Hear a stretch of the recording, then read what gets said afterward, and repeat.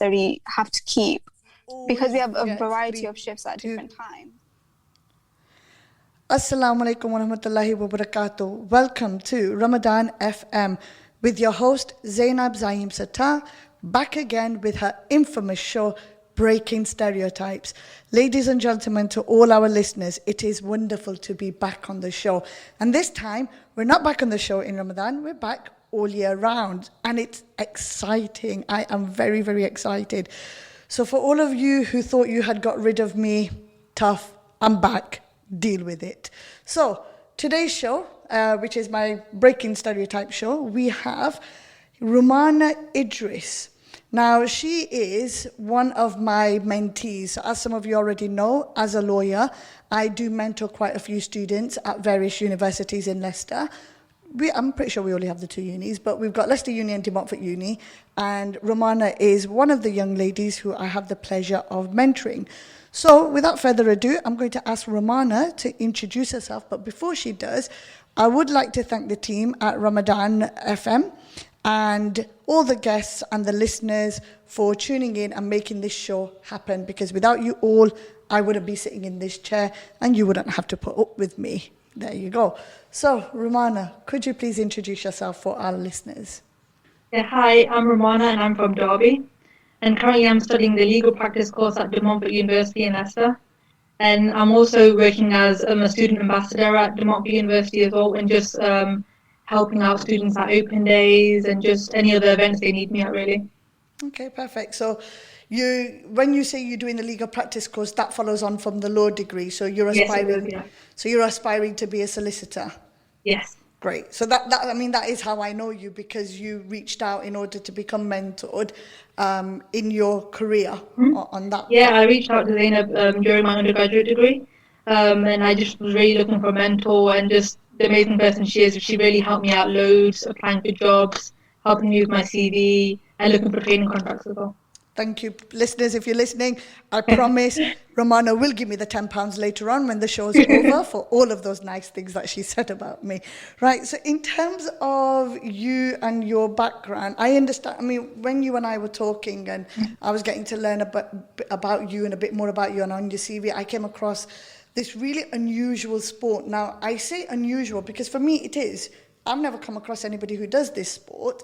I don't know any Muslim ladies until I met you, girls or, adults who actually do this sport. And I was quite in awe of this. So are you able to tell me exactly what sport it is that you do and how you got into it, please? Mm-hmm. So the sport is fencing. And the way I got into it is when I was quite young, my dad, he was really into sports. And he just thought all his children should do sports. And me and my brother, he got my brother into the obvious sports, so like cricket and football, and with me it was a bit more difficult. We weren't really sure which way I wanted to go, and because he did fencing, he just thought, you know what, you need to do fencing as well. So I tried it out, I really loved it, and just since the age of 12 years old I've been fencing, so yeah, even now. Okay, so before we explain to all the listeners what fencing is, you said that your father fenced as well. Mm-hmm. That's interesting. Did he go to a club or anything here whilst he was learning how to fence? Where did he learn, basically? Yeah, so he learned, I think, when he was younger, there were clubs in Nottingham where he's from, and he always used to fence there. And I think he got it from my granddad. So my granddad used to be in the army, and then he used to fence there. And then he learned it from my granddad and just picked it up, and then he carried it on, and then there's me. So it's a generational thing then? Yeah, you could say that, yeah. Absolutely. Well, it's one good thing, that's really nice to continue on. So explain to us, or to me, what exactly is fencing? Mm-hmm. So fencing is like a combat sport, and there's 3 separate swords in fencing. So there's foil, saber, and epee. So foil is the one that everyone really starts off learning first. It's the most graceful, and it's probably the one with the most rules as well. And if you know foil, you can fence all 3 swords. And playing foil just teaches you the foundations of fencing. With foil, you have a much smaller target area when you're hitting your opponent, and that's just your torso. And the way to get a point in fencing is to hit your opponent. So with foil, that's just the torso, and you have to use the tip of your sword and kind of press it into the target area. It's more like a stabbing motion. Okay. So when you say torso, you're talking about the upper body, correct? Yeah, the upper body, yeah. So now I'm going to mention something here because I'm curious, then this is for my curiosity. Is it anything like what we see in the movies and things like that, where you've got everyone doing all those graceful moves and they've got the swords and the tip of it touches your upper chest and that? Is it anything like that? You know what? I think what you see in the movies is more saber and epee. So those are the two other swords. So foil is kind of like the one that's the most controlled, the most graceful, it's the one you kind of start off learning. Then you've got saber, and saber has a slightly bigger target area. So that's your torso, your arms, and your head. And the way to get a point in saber is by a slashing motion. So not a stabbing motion this time. And saber is what you usually see in, like you said, the movies. So like I would say, off the top of my head, the Three Musketeers. So that's what you would see in that kind of movie. I was thinking more Zorro, but okay, I'll take Zorro. I'll take Three Musketeers. For Zorro, I'd say it's more epee. So epee for me, as like I'm a foilist, so I do the first one I mentioned. So epee, I think to me as a foilist, just looks like a bit of a mess because all the rules are out the window, and you can hit any point, any point of your opponent's body really. And I think what you see in epee is honestly you can hit the toe, you'll get a point. You can hit their finger, you'll get a point. Honestly, anywhere, all rules are out the window. So I think you'll see that in, like you said, Zorro, and maybe you'll see if you've seen Pirates of the Caribbean. So Jack Sparrow type. That's what you'll see if you. I think the clearest version I can give of an epee is really. Well, I don't want to make any enemies here, but I've not actually seen Pirates of the Caribbean. I know of Jack Sparrow. I've seen snippets of it, but it's just not a movie that's ever appealed to me. But I see where you're coming from. So it's very interesting because I always thought there was just that one weapon. I've never been able to tell the difference. So that's really interesting. Now, you've already mentioned to me that your father and his father and so on did the fencing. Are you going to be passing that on to later generations as well? Are you planning on continuing the line? You know what? I think I definitely will. I think it's just such a unique sport that I've loved like every single day, like since I've been doing it. Obviously, for the last year, I haven't been doing it because my club's closed down at DMU and so is one in Derby. But I definitely will carry it on myself once it opens, and I think future generations as well. Okay, so you mentioned the club at uni. I'm really sorry to hear that, because of the pandemic. Currently, it's not running, and it is, we are all in uncertain times, and we're all learning and moving forward. And a lot of people, kudos to everyone who's stepped up and supported, one another in these uncertain times. But with your fencing sport, I want to just go a little bit back and say, well, your father got you into it because he wasn't too sure whether you should go into cricket or anything like that. Cricket for me is a very boring sport, and I know I'm going to make some enemies when I say that, but I used to do the scoring of cricket for about 8 years continuous every Saturday for the Leicester County Leagues, and no, I'm so sorry. I'm not doing that again. But in terms of you deciding you wanted to go for fencing, was there a club that you could join in Leicester where you could continue your passion? Yeah, so because I fenced before, I definitely wanted to continue at university. So straight away, I think even before I started first year, when you get those open days, the first thing I did was go to kind of like the sports club marquee and ask, do you have fencing? Please tell me you have fencing. And they did. And they said it's been a long running club, it's always been there. So yes, as soon as I got into first year, I joined straight away and I've just loved it. The team's amazing and they're just so welcoming and wonderful as well. So exactly how old were you when you started that particular club? That club, I must have been 18, so straight away when I joined university. Okay, and before that, when you were like a bit younger, was there a club that you could join? Say if I wanted my 12-year-old to join right now, she's not going to because I want her to be a pilot, and she'll probably, tell me off for saying that out loud. But if I wanted to put her in a sport similar to yours or to fencing, is there somewhere in Leicester or anywhere nearby? Not too sure in Leicester, but in Derby there's definitely a club. And it's called Forward Again Fencing. It's pretty close to my area and they cater for anyone, all ages. So yeah, there's definitely clubs. I'm sure there would be one in Leicester as well. Okay. Now, you then joined your university's club. Tell me a bit more about that. So I joined the university club, like I said, at 18. And when I got there, everyone was just so welcoming. And you know what? I was quite surprised. It's a really multicultural kind of team. Like, I won't lie to you, like, when I went to Derby's team, I was the only, like, brown individual there. And then when I went to the DMU team, like, it was really, like, a mix of everyone, which was so surprising. And another contrast to the Derby's team, there was only two females, so I was one of two. And then you go to the DMU team and you got three or four, which was like a big jump from what I used to. And then, yeah, so it's male dominated, but it's a really good, nice, and friendly team. Okay, so now I'm glad you mentioned about you being the only brown person, shall we say, Asian, because when I was doing my research into fencing, one of the things I did come across was that it was predominantly seen as a white elitist, and I don't like using the term white, so Caucasian, but it was more of that elitist sport where it was more exclusive to them and their kind and wasn't really open. But things are changing, aren't they now? Times are changing. You see a lot more females and a lot more Asians taking up into this sport. Have you seen a huge shift in the last few years? I would definitely say there's like a lot more of a mix coming into fencing, but I wouldn't say it's more Asian, yeah, at all.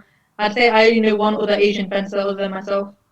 Okay, so basically we've still got a lot of work to do when it comes to trying to penetrate that Yeah. elitist sport. I was gonna say I don't think it's we've got a lot of effort to do to penetrate. I think it's what it is that us as an Asian community don't really look at fencing as something to do. If we did, it would definitely be there as something we could do. But I don't think we kind of even look at fencing. Okay, you've brought me really nicely. I think you're doing my job for me because you're literally just taking me into my next questions that I've planned and prepped. And one of my questions was, have you received any backlash from people in the community of the same faith? Now, given the fact that your family is a generational group of fencers, I'm assuming that your family members have all been okay. But what about people in the community or even distant relatives who probably don't know anything about fencing? Have you received any backlash from them? I wouldn't say it's been a backlash. I just think they look at me as odd, or a bit weird, or just the one who's the black sheep, or just someone off the side. Like it's not one of the normal things you would see a Muslim girl in our society doing. So yeah, I was just seen as kind of like weird, stay away from that one kind of thing. Yeah, I know that feeling.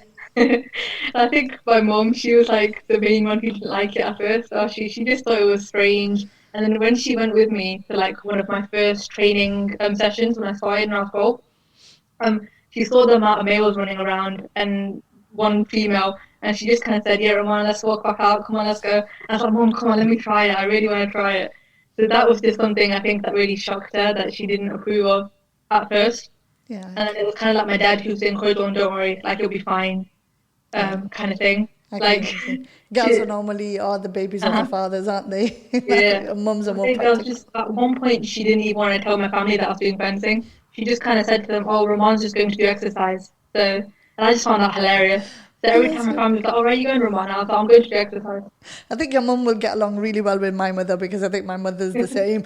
I mean, when she found out that I motorbike, I mean, she found out from other people, and she still calls it a moped. And no disrespect to all the mopeders out there, but it's not a moped, it's a motorbike. Please call it a motorbike. So I imagine what you must have gone through as well. But so you said that your mum came with you and she saw a whole bunch of men first running, and then she said, right, let's go. Now, one of the things I've noticed about fencing and people who are fencers, the uniform, the attire that you have to wear is quite modest because your chest, your face, your neck, your sleeves, everything, your hands, it's all covered. So in terms of the gear that you have to wear and the moves you have to do, have you ever felt that it's clashed with your religion and any of your beliefs?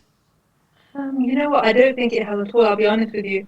If anything, a few people have told me it's a sunnah. So with archery and horse riding, that is a really, really good thing to do. And because you said we're fully covered, so there's nothing at all I can think of that would, go against it. Just being seen as odd, really. Okay. Like I just get seen as weird. That's about it. Well, yeah, aren't we all though in that one? So you said it's actually classed as a sunnah in the same lines of it being archery, and that's news to me. That's quite. I didn't realise that. So Yeah, honestly, I didn't either. Someone just told me once, and they were like, "Are you defending? That's like so good. It's a sunnah." And I was like, "Really? I didn't know that." wow, okay, I'm going to have to look into it a little bit more then. So is there a particular name for the gear that you wear? Is it called anything? So I'll just tell you like that there's not like one name, so I'll tell you the specific parts. So first you have the mask, and then that obviously that covers your face to make sure you don't get hit, and it covers your neck as well, which is quite vital. And then for women specifically, you have the chest guard, and that's kind of like a hard kind of bit that goes across. And then on top of that you have the plaster on. Then on top of that you have the fencing jacket, and then you have the glove just to cover the arm that you hold the sword with. Then you have your breeches, which is like the weird fencing trousers, the white ones that go up to your calf. Okay. And then under that you have your long white socks that go up to the calf. And then if you're doing electric fencing, so electric fencing is, you know, when on the Olympics you can see the beep go off and you hit your opponent. I think so. Yeah, that's electric fencing. So it kind of shows you that you've got a point against your opponent. Wow. Okay. And then that's when you wear the electric jacket on top. So it's like a foil jacket. So it's like a silvery metally jacket, and it's called a lame, and that's what you would wear on top of that. So you wear a lot of things. Honestly, in summer, you're like sweating afterwards. Wow. Okay. I mean, I know all about the sweating element of it. I mean, listeners are going to probably think, what are they talking about? But I keep coming back to my motorbiking, and honestly, in the heat, when it's nice, beautiful heat, but you got your leathers on, and you got your gloves, and you got your helmet, you got your visor down, it is hot. You know, the good thing is when we're riding our motorbikes, we got the wind hitting us, so that kind of interacts and counteracts the summer breeze that we tend to get. Now, you mentioned that in your derby team, there was only 2 of you Muslim females. But then when you came to, am I correct? Was it Muslim females or just females? No, it was just like, she wasn't Muslim now. Okay, so females, right? So females. Yeah. But then when you came to the Leicester team, there was a lot more. Well, you know, one thing I'm really proud of for Leicester. I mean, I'm from up north. I'm a Boltoner, but I've been here for more than 21 odd years, and I'm really proud to say that Leicester is very, very multicultural. We are a very diverse city, and that is one thing I'm really, really proud of when it comes to living and breathing the Leicester air. So you mentioned that at uni there was quite a few diverse members. Now, do you know off the top of your head how many Muslim females were actually in your Leicester team? Yeah, there was one more. There was one other one, yeah. Okay, so 2 or 3? Yeah, 2 of us, yeah. 2 of right, okay. So I was one and she was the other one, so 2 of us. Okay, so 2. So still not as big as one would hope, but better than before. Okay, fair enough, fair enough. Now, have you faced any sort of issues from any of your team members about being Muslim and fencing? No, not at all. You know what? It's not even been a factor. Like, we never really look at, oh, she's Muslim. It's, you know what? The team in De Montfort University were just so friendly and so welcoming. They were just happy we had more females. Like, they sometimes struggled to even make a team because of the amount of females they had. So you need 4 female members for the team. They would always have enough for the male team. They would never have enough for the female team. So at some point, if they would literally even ask me, just get some of your friends to join. Come on, we don't care if the fence before. We just need a full team. Wow. Okay, I never realized, I've always taken advantage of certain sports, assuming that they would have more members than they can probably make teams. So this is quite interesting to know that actually there are some sports out there that don't make up enough numbers because there's just not enough people. And I guess that comes down to the very crux of what this show is all about. It's all about breaking down that stereotype. It's all about people having these assumptions that it's not a sport for girls or young ladies or even mature adults. It's not a sport for Muslim women. And that's what it comes down to. It comes down to awareness, education, even marketing. How much marketing are these clubs actually doing when it comes to ranging out to a broad audience? Are they actually saying to people, we need X, Y, and Z? Or are they just, sometimes, how do I explain it? TV adverts and things like that. They do a lot of research into their audience, and they know exactly who their target audience is going to be. But to do that, the research and the money that's spent into it, I'm pretty sure, university clubs, small-time clubs, they can't do that. So it comes down to people like you, people like me, friends and family, raising awareness of such nature. So to you listeners out there, if you are listening, if you've just tuned in, this is Breaking Stereotypes with your host, Zainab Zaeem-Sattar, on Ramadan FM, and we are with Rumana Idris, who is a fencer and a Muslim, and she is here to talk about how fencing is a sunnah. I've not looked into that, but that is something that she says. Fencing is something that Muslim women can do, and with the clothing that you have to wear, you are quite modest. So it's something that maybe some females should look into doing, whether you're Muslim or not. Allahu Akbar! Bear with me. Something just screamed in my ear, which was the takbir and Allahu Akbar, which caught me off guard, so I do apologize, everyone. In terms of Rumana, going back to the fencing element, does the fencing, and I'm assuming does the fencing give you discipline and focus? I think it definitely does. There's a lot of skills that I've learned from fencing. Discipline and focus is definitely like a few of them. I think I've also learned about thinking on your feet, and I have to say I've also learned about thinking ahead as well. So like you said, focus, discipline, thinking ahead, and thinking on your feet are all skills I've learned from fencing. And I think I use them pretty much every day. Okay, brilliant. So when you say focus and discipline, before we move on to the next question, we've got one of your friends, Zahra Khan, who's joining us. She's also a Muslim fencer. So we're just going to bring her into the show, and then we'll carry on with all our questions, if that's okay. Well, we're just waiting for her to join in and get her audio going and everything. So this is where all the technical elements come into play. But my producer is working hard in the background to make sure that there's a smooth transition with my new guest. Hello. Hi, Assalamu alaikum. You all right, Zahra? Walaikum salam. Yeah, I'm good, thank you. How are you? Not bad, thank you. So let me just do a quick introduction to all our listeners out there. You are listening to Ramadan FM, Breaking Stereotypes with Zainab Zaeem-Sattar as your host. And we have been having a lovely conversation with Rumana Idris, who is a Darbanian, should I say? She's from Derby, but she's studying her LPC, her legal practice course at De Montfort University. And we now have her friend, so we are now joined by Zahra Khan, who also is a fencer, I'm presuming in the same club as Rumana. Is that correct, Zahra? Yeah. So at university, I joined the fencing club, and that's where I met Romana. Oh, brilliant. Well, Jazakallah, thank you so much for joining us. So we were just talking about Romana's background, how she got into fencing and everything. So could you give us a bit more information about your background, who you are, how you got into fencing? Yeah, so I'm born and raised in Birmingham, and the way I got into fencing was through my younger brother. So he's 2 years younger than me. And when he was starting secondary school, he was having like a tour around the school with my mum, and they'd seen a sign about a fencing club at the school. My mum was like, "Oh, that's quite interesting. Why don't you join that?" And he was a bit like, "Oh, I don't know." And she was like, "Oh, why don't you just try it?" So he tried it and he really enjoyed it. So he was doing it. And then while I was at school, I did the Duke of Edinburgh Award. I did the Bronze Duke of Edinburgh Award. Yeah. And as part of that, you have to do a sport. And I'm pretty hopeless at sports.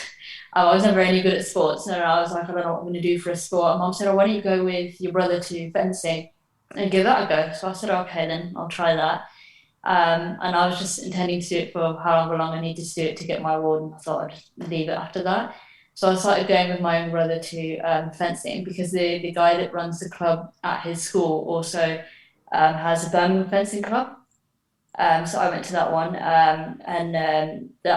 I went to the Birmingham fencing club and I started in that, and I really enjoyed it. So after I completed my Duke of Edinburgh, I carried on with it, and then at university I joined the university fencing club, and that's where I met Romana. Wow. So there's quite a contrast between both your parents. So Romana was explaining to us earlier how her mum wasn't too keen on her being a fencer, and her mum, would make best friends with my mother, whereas your mother sounds a lot like my mother-in-law, where, she's quite open for us to take on new achievements and, achieve different things that other people don't. So it must be nice to have that kind of support there when you've got backing and you're not going to get into trouble or anything like that. That must be quite nice. Yeah, definitely. It's very nice. She's always been very encouraging and always kind of gets me to try new things. Okay. And my brothers are very kind of into sport, so she just thought it'd be good for me to get into a sport as well. So yeah, she's very encouraging. So you said you were from Birmingham, and Romana's from Derby. Now she was saying that in one of the clubs in Derby, there were not that many women there. What about Birmingham? So you said this gentleman that you joined his club, that had a club in Birmingham. Did they have a bit more women there, or was it just you? So no, it wasn't just me. So when I started fencing, I was about 15. So I was part of the kids one because you had kids one and the adult one on different days, and there was probably about 3 or 4, maybe a few more around my age, but there was a few that were quite young, but there's about 2 girls that were around my age, so like teenagers, and then there's maybe 1 or 2 like younger girls, but it's still mostly boys. Okay. And what about in the adult team? Do you know how many women were there in the adult team?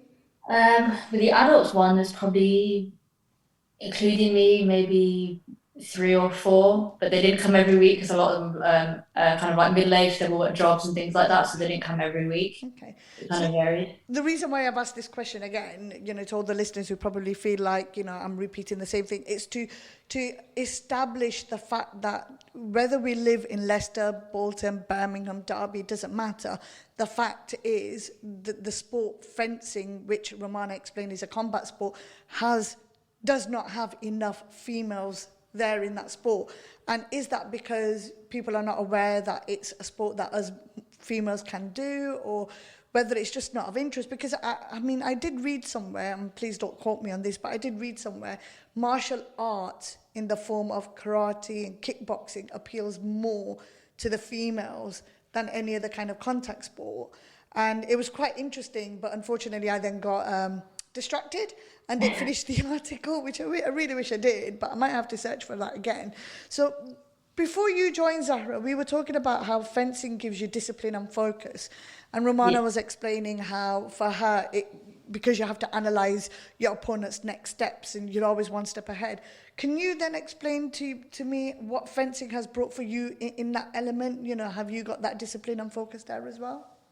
Yeah, so it definitely does. It can kind of discipline and focus, especially because with the sword that me and Amana fight, foil, there's only a small area in which you can get points. So you definitely have to kind of slow things down, and it does make you think because it's a little bit slower one. The foil is because there's only a small area, so it does get you thinking.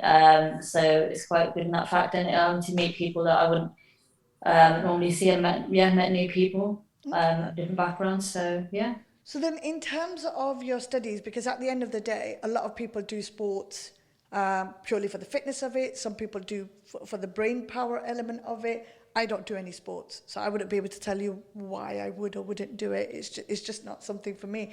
But when it comes to you in your life and in your studies, how do you feel fencing has helped you in your studies? And I'm going to bring that back to Rumana because she's patiently being really quiet. So I'm going to bring that back to Rumana. So Rumana, for you, in terms of your fencing and the discipline and focus it's given you, how do you feel it's impacted in your studies and your daily life? I think with my studies, definitely like specifically with my legal academic work, like presentations or even an essay, I just really structure, plan ahead, think about what I could do. And I think the discipline and focus that I got from fencing just allows me to kind of analyze my work, kind of think, oh, where am I going to go from here? Think ahead to where my essay should be, and then just write it. And it just really helps taking that step back and planning it before going straight into it. Basically, it's not a wasted sport, is what you're saying. Mm-hmm. It's something that you can continue on in other aspects of your life. Zahra, is that how you feel as well for when you're fencing? Yeah. So it's definitely helped in that aspect. I mean, I'm an audiologist, so I mean, it does kind of help you kind of take a step back, kind of look at so when I'm dealing with patients, look at the patient at a whole, look at their symptoms, their hearing loss, what kind of problems they're having, and then try and come up with a plan that will help them. So yeah, it's definitely helped. Okay. So now you mentioned audiologist. Now I know what an audiologist is because you've sent me some background info and I had a quick read of it. But for our listeners, because up until you sent me your email, I did not know what an audiologist was. I'm quite naive in that respect. Do you want to explain to our listeners what that is? Yeah. So a lot of people don't know what audiology is. When I got to uni and I told people what I was studying, they'd always say, "What is that?" So I'm so used to explaining it. But it's basically hearing. So I test people's hearing. I look in their ears to fit hearing aids. So yeah, it's just working with people that have hearing loss. Okay, so the skills that you would pick up in your job would help you in your fencing and vice versa.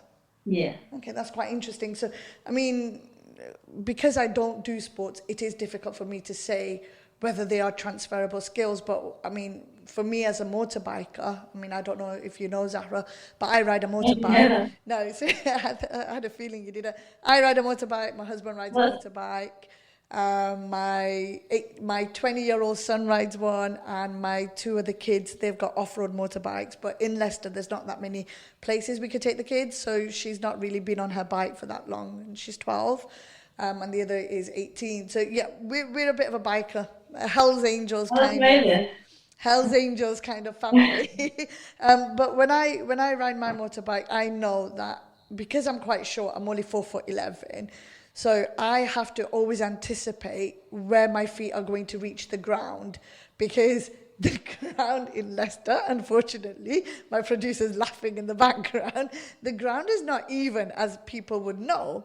And because the ground is not level, I don't know where my feet will flat foot. So I end up putting my foot down, and then the bike toppling over, and then me going down, and then my husband or the mates have to come running to grab me and grab the bike. But touch wood, alhamdulillah, it's been a while since that happened, because I finally found a bike that I can flat foot on.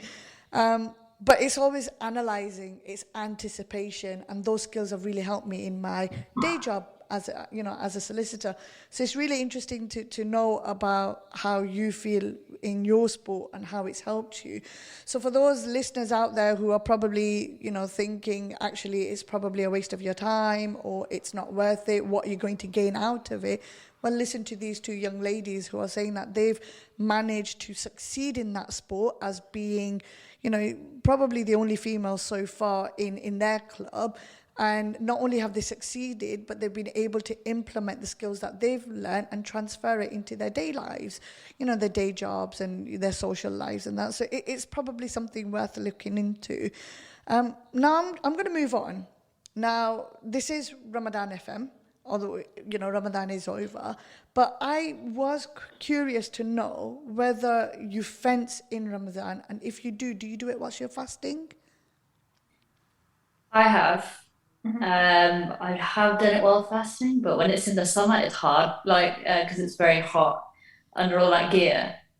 So it is hard, but a lot of the times because it was in the evening, by the time I finished fencing and went home, it was iftari time, so it's fine, you go home straight away and you can just chug loads of water. But yeah, it does get hot, so it is a bit hard. I didn't always go during Ramadan, because sometimes it's a bit hard, but no, I have done it before. Okay, what about you, Rumana? Yeah, fencing for me was like an all year round thing, so I didn't stop during Ramadan. It was a little harder, definitely, like with wanting water and just taking a few more breaks than usual. But once I had a competition in Ramadan, I think when I was like 15 or 16, I had this competition, and I really didn't want to do it because I was like, Dad, I'm going to be at a disadvantage. Like, should I really, really do it? And he's like, just come on, you can do it. You can focus. So I did, and at the end of it, I actually came out with a bronze medal, so I was really happy. And my dad, he had a massive platter of samosas ready for me for iftar time. So I was just chugging them down straight after the competition. I was like, yeah, I'm done. MashaAllah, you know what? Kudos to your family and for that support that they give you. It's really, really, heartwarming to hear about the support that you ladies have. You mentioned about competition and you mentioned about fasting. I'm pretty sure there's a surah in the Quran Sharif or an ayat in the Quran Sharif, but it's just not coming to me. But I know that when you put your mind to something, the fasting is actually there to help you achieve as opposed to hinder your achievement. So the fact that you had that faith in knowing that even though you are fasting and you're doing this competition, you came out with, an award. And who knows what would have happened if you didn't fast or if you you left the competition. But I'm really pleased to hear that everything went well for you. Now, you mentioned competitions. Have you both done competitions for any of your clubs or unis? Yeah, so at university, I represented the university in competitions. So I competed in something called BUCS, which is British Universities and Colleges Sport. So I went against different universities. So yeah, I competed then. After university, I did go back to my Birmingham Fencer Club, but then obviously COVID happened, so Yeah. that just kind of stopped since then. But yeah, I competed at university. Sure. And what about you, Rumana?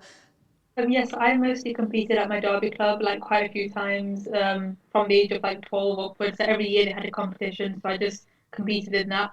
And that was just like with one of the cities. So like once we had a competition with Nottingham or and their club, and once we had a competition with like I think it was like I think Westbury or something, just far up south, it was just random. And then I think I competed once at DMU as well. So yeah, for the same competitions are. Wow, okay.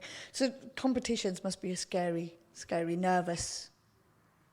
Yeah, yeah. Especially because I knew like some of the different universities. Because I started quite late. I was 15, and there's people that have been fencing like from a very young age, and they're the same age as me. So that did kind of that would kind of worry me at first. Bless you. So are there levels then? Levels of fencing, like beginner, intermediate?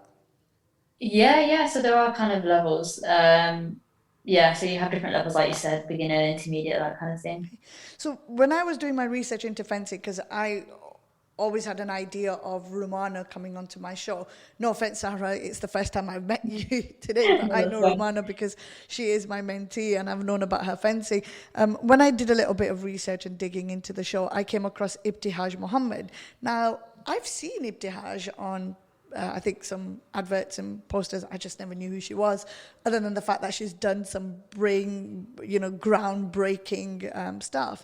But she was and probably still is the first American Muslim to wear the Islamic head covering whilst competing, and then going on to win a medal in the Olympics. Right. So now that I know that actually women can go pro, Muslim females can go pro. Have you ever thought about going pro in the sport? Romana?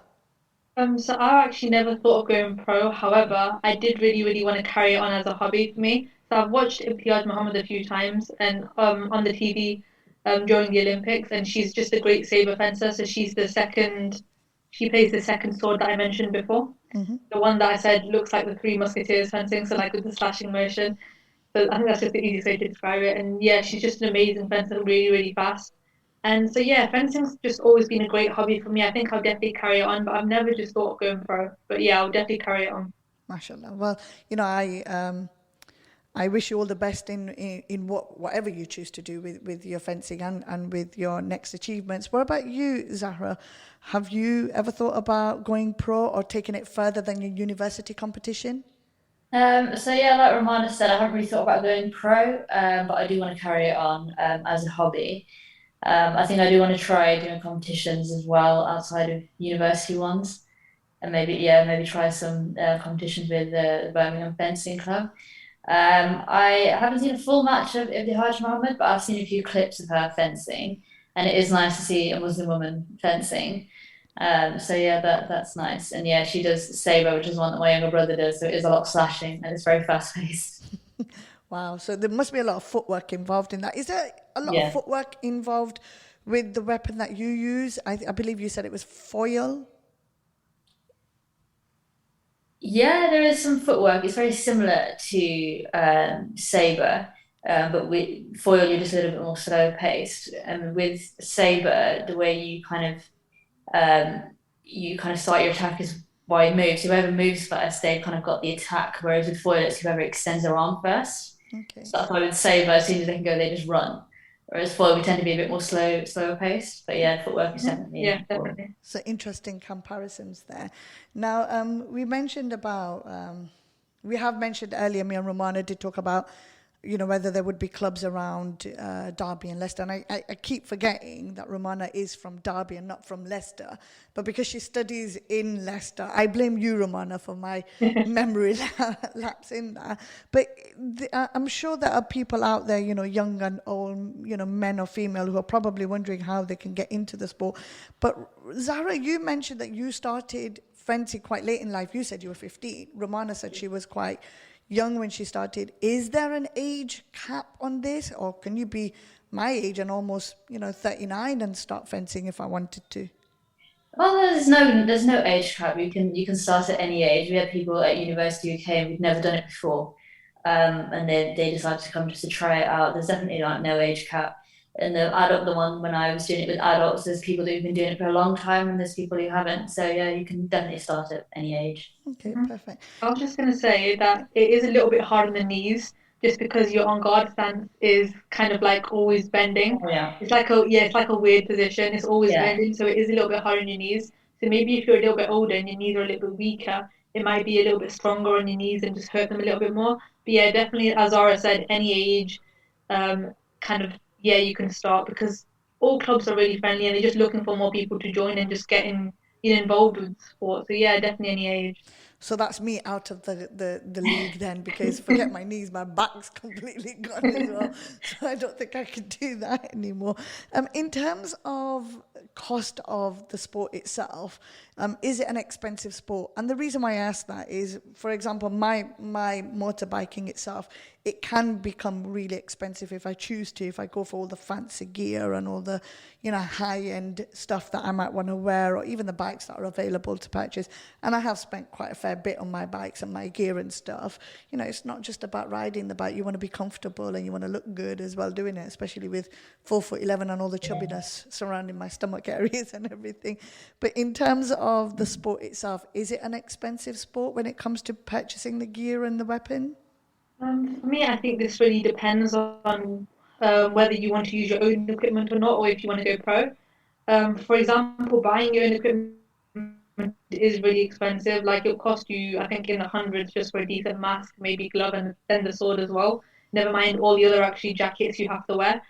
However, if you don't mind using the club equipment, and many clubs will actually provide equipment like the jackets, the sword, the mask, the gloves, and then it's a lot cheaper. All you really have to do is pay the club's fee and insurance, and sometimes even the club's fee includes the insurance, so it's not really expensive at all.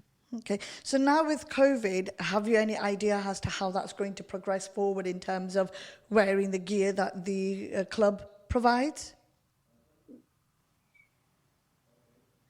I think what I would say is they would probably. Go on. I almost lost you there, so You there was guys a hear bit of a lag in your internet. So sorry, can you start that bit again? Okay. I would say I think they would just clean their equipment after each session, shall we say, and just make sure it's clean, sanitized, or just make sure they clean it really thoroughly after each session. I think they wouldn't make you wear the same equipment as someone else had the previous session. They'd always clean it, I think. I'm guessing now more often than before. Okay, so basically same. Yeah. Nothing much has changed there. Okay, now I know you two, both ladies, are going to be biased with this answer, but I'm going to ask for the sake of asking, is it worth it? I'm sorry, do you want to go first? Yeah, I was going to say, Zara, do you want to go first? Yeah, so definitely it's definitely worth it. It's a good form of exercise. Because like you, I didn't really used to do any sports or any kind of exercise. So I think that's one of the reasons why my mom was very encouraging, because she was happy that I was doing some form of exercise. But yeah, it's definitely worth it. You get to meet new people, get some exercise, and you get to learn some new skills. And what about you, Rumana? Bearing in mind all your friends and family are going to be listening to this. I think definitely fencing has just taught me so much skills, like Laura said, and it's just an amazing and unique sport to play. So definitely worth it. I would definitely encourage anyone who's thinking about it to give it a try. Honestly, it's just one of the greatest sports, I think. Brilliant. Alhamdulillah, I'm really pleased to hear that. Now, we do have about 6 minutes left before we are signing off. So I do want to ask each of you, and I'm going to start off with you, Rumana, on this one. Mm-hmm. What tips do you have for aspiring fencers out there? Golden nuggets, any words of wisdom? Yeah. Yeah. I think I've got a few tips for you. So the first one would be just be open-minded and don't give up. And perseverance is definitely key with a new sport. So you will get hit a few times, obviously. That's what the sport entails, but just keep persevering. And I think my main tip, this is for tall people, or even if you're just taller than your opponent.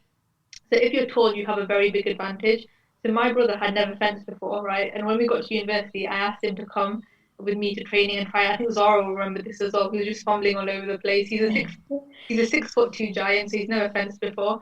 And when we started fencing, as I had done it for a while, I was just using the most complicated sword movements to intimidate him, as well as just walking towards him and made him go all the way back and hit the wall sometimes. I think Zara remembers this as well. And the student coach at the time used to just always see this and laugh. And then I think he once said to my brother, Catherine, come on, she's half your size. Just stick your arm out and she won't be able to get anywhere near you. And that is just definitely true. And he didn't realize this.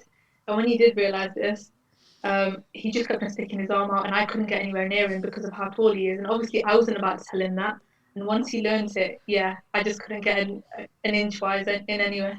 Do you know what? That was brilliant, because what she was saying, that I literally had a picture of your brother, 6 foot something, holding his hand down. That's brilliant sibling rivalry just there. Fantastic. How about you, Zara? Yeah. So kind of the same kind of thing. And like I would say, like don't hold back either, because I was quite nervous to start with, and I think I was worried about like hurting someone. But you got so much gear on, like you're not really going to feel it that much anyway. So like kind of don't hold back. But yeah, perseverance definitely, because it takes time to kind of get used to it, and you're learning all the different kind of sword movements and things like that. Yeah. So yeah, definitely some perseverance. I was going to say one more thing about Zara. So she's a left-handed fencer, which is a bit more difficult. Yeah, I was just going to say. Oh, that clicked to me. Okay, interesting. Yeah, see, being left-handed, the sword's on the other side, and people are mostly used to fencing right-handers. So that's definitely a bit of an advantage. So if you're left-handed, you already got an advantage. people aren't used to it. So yeah, they definitely find it a little bit more difficult, and the kind of sword movements, they're used to doing it against a right-hander, not a left-hander. Yeah. So yeah, definitely gives you a bit of an advantage. I think I got used to the left-handed movement because of Zara. Like that's the only reason I could fence a left-hander, because I fenced Zara so often. I think I was better at left-handed than right-handed, which is, a bit.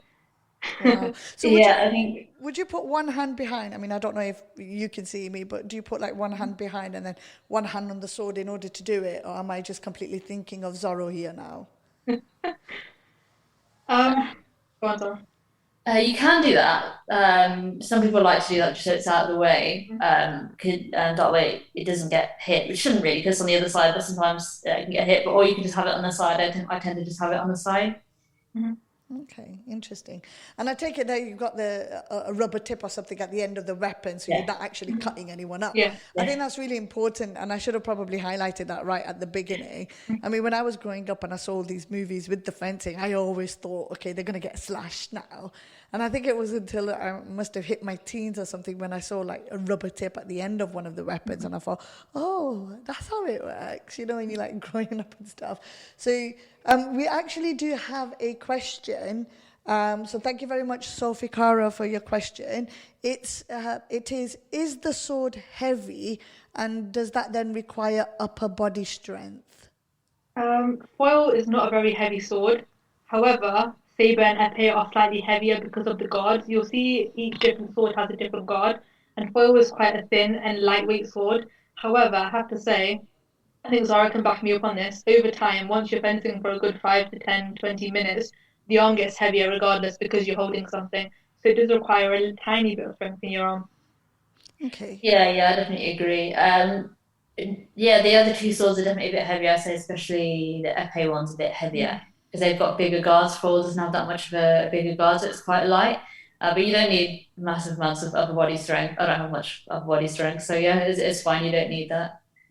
You do look quite petite next to me. I could probably eat you alive if you were to stand next to me when it came to something like that.